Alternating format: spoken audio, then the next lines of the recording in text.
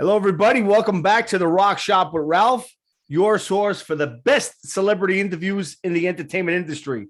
And tonight, there is no exception. I have front and center in front of me. Wait a second. This backdrop ain't working for me. I'm losing you. Let me try something else, man. All right. I'm all with this stuff. Let me try this one. Hey, that's even better. Yeah. What about this one? Now you're on the street. Yeah, that's better. All right. All right. I have with me in front and center one of the best characters ever on one of the best TV shows ever. When I say the name Big Pussy, you know who that is. Vincent Pastore. How you doing, Vinny? I'm doing pretty good, and it's a pleasure to be on your show. We're gonna talk about rock and roll. We're gonna talk about everything. Yeah, okay. So Rocky, I see Rocky is back here. Oh yeah, listen, we got Rocky, we got the Sopranos up there, we got Goodfellas. I see you got a picture with who's that with Tony Darrow? No, that's Goodfellas. That's De Niro, Pesci, Paul Sorvino, and Ray Liotta. But right. This is the most important picture. How come you don't have any pictures of me hanging up? What? What are you talking about? What's this right here? Oh, but nobody signed it. No, because remember that time when I was with you? It's me right there. Oh, yeah. How'd you do that? How'd I do that? Come on. I wanted to tell all the fans I was on the show, but I guess you blew it for me. But no, that was something I got years back when the show was big. I was at a mall and they were selling those pictures where you could put your face in there. They took Stevie Van Zandt out and they put me in. Oh, wait till I tell that to Steven. He'd be upset. But Vin, of course I got you. There you are right there at the end.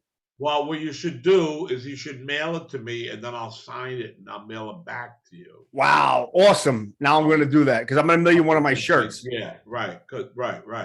Awesome. And let me send you back some pictures where you can hang on a wall of just me.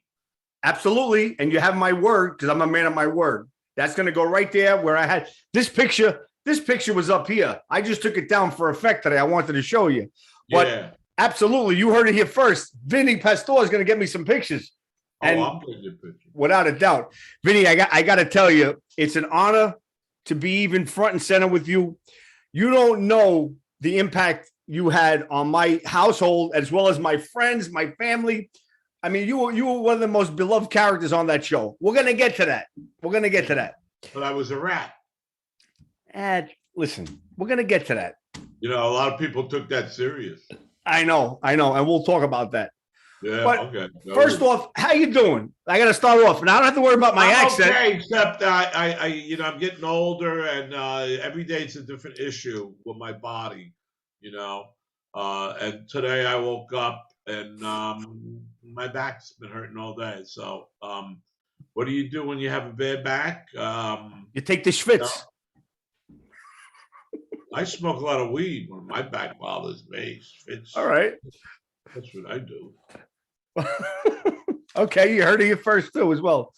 But anyway, grew up on City Island. Anybody who listened to my podcast when I had it on, and anybody who's been to a Sopranos show with me and Sharippa and Michael, they know I smoke pot because Sharippa breaks my balls. That's why you got thrown off the show because they call you smoking pot, which isn't true.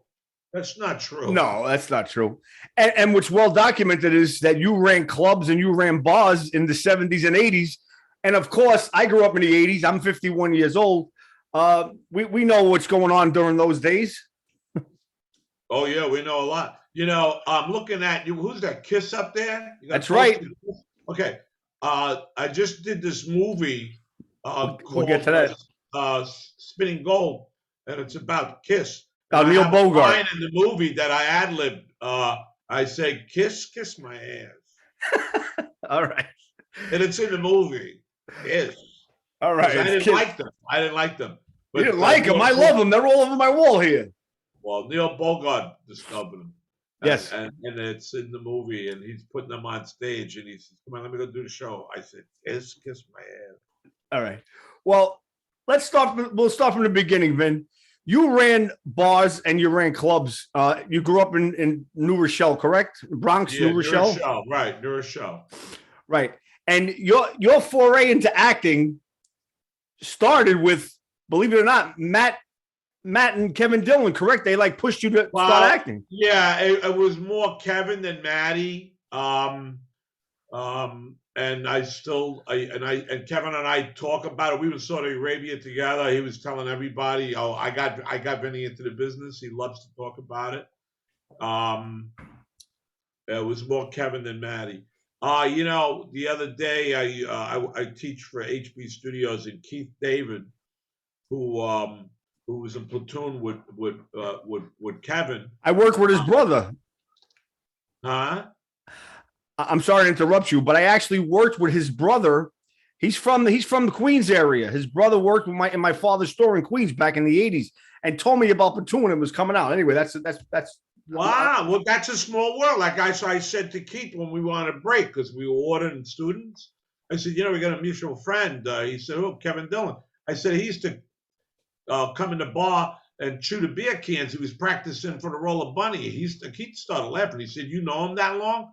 I said, "He's the one that got me into acting." So it was Kevin more than Maddie, although Maddie was very, very supportive as time went by. I remember I was taking a train with Maddie going into the city.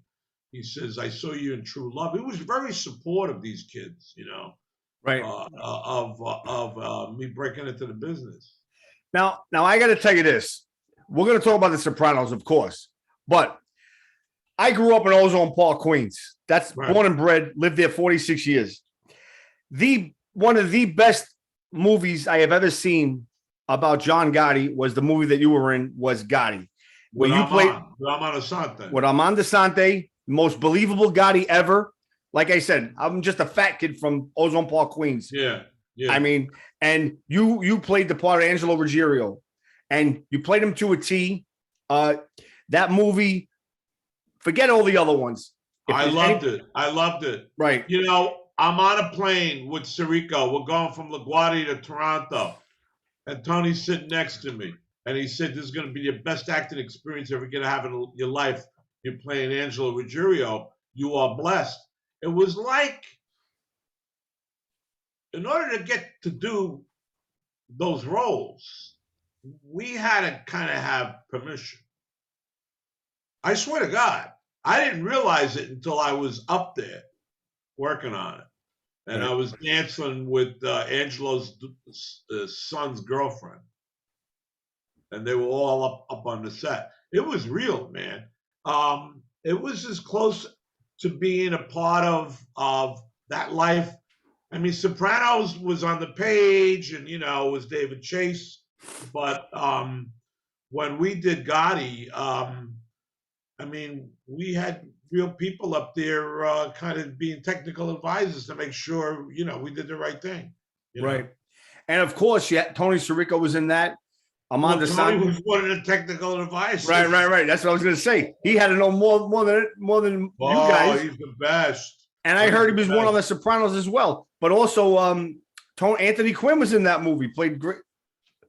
I mean, you had an ensemble cast. Yeah, I got a picture here with me and Quinn. You want me to send it up? Sure. From Gotti. Sure.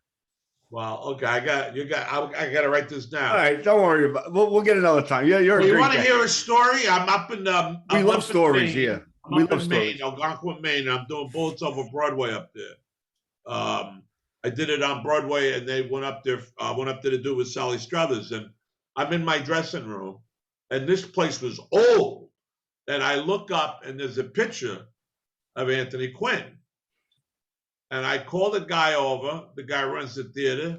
I says, "This is Quinn was in this room?" He says, "Oh, yeah.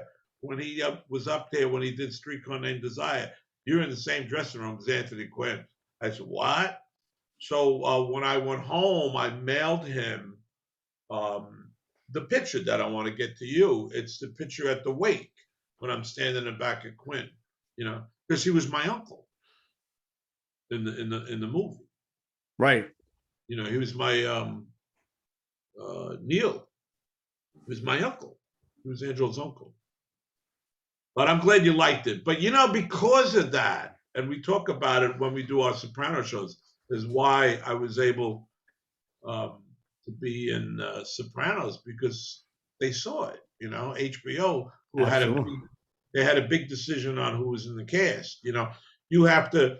David Chase made a decision, but also the producers, and the producers were HBO, and they already saw me and Sirico and Dominic in a hit. Right.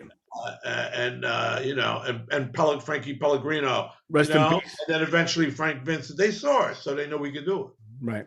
Hold on one second.